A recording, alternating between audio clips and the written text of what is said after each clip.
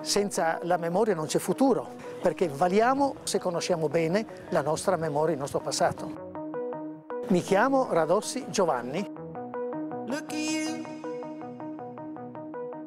Sono nato il 5 ottobre 1936 qui a Rovigno. Nato italiano, rimasto italiano.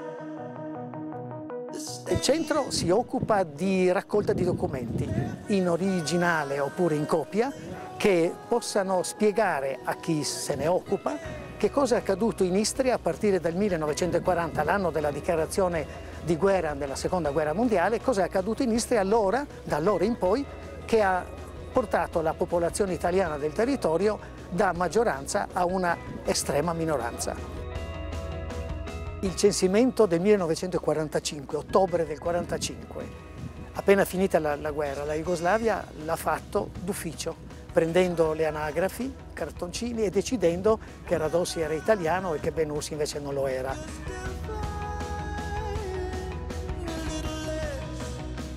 Il dato l'ho proprio per Rovigno, risultava per il 98%, nonostante questo metodo, questa metodologia, italiana.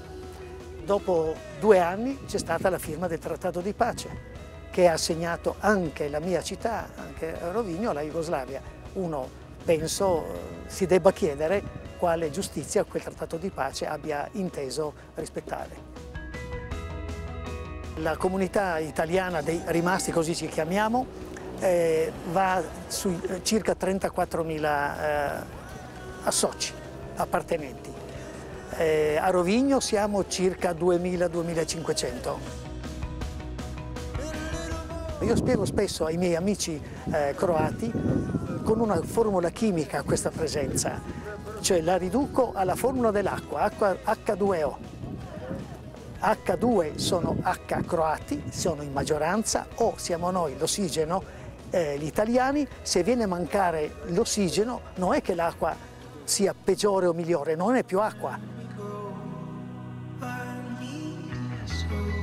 Io sono dispiaciutissimo di non essere vissuto durante la Serenissima. Ecco, o anche essere vissuto prima e essere morto nel 1936, quando sono nato.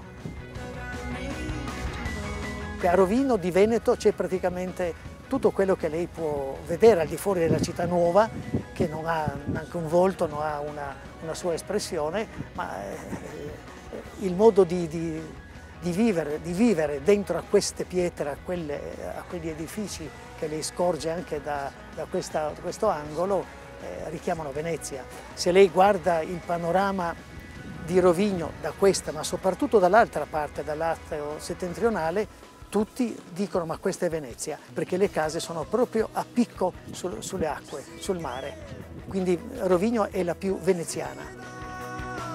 Le testimonianze della storia veneta di Rovigno le richiamavo prima essere scolpite nella pietra, in particolare la raccolta araldica che io ho trattato. A Rovigno ci sono ben 110-120, credo, testimonianze ufficiali della presenza veneta attraverso i leoni di San Marco e attraverso i blasoni delle famiglie più blasonate di Venezia, le più importanti, quelle che hanno dato i dogi a Venezia.